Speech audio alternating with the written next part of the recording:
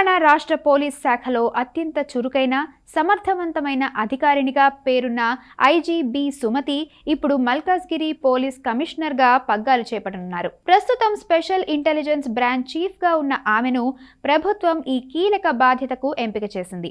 మే 1 నుంచి ఆమె ఈ బాధ్యతలు స్వీకరించనున్నారు.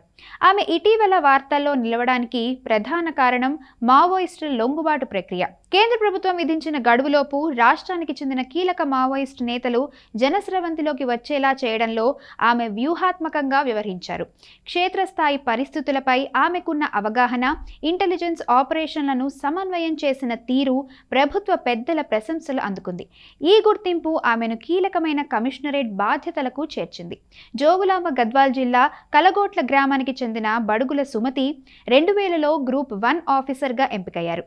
2001లో డీఎస్పీగా ఆమె కెరీర్ ప్రారంభించింది. 2006లో తెలంగాణ కంఫర్ట్ ఐపీఎస్ సాధించారు.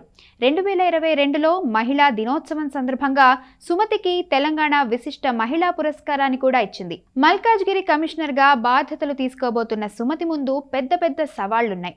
మల్కాజ్గిరి కమిషనరేట్ భౌగోళికంగా చాలా పెద్దది, జనాభా సాంద్రత ఎక్కువ.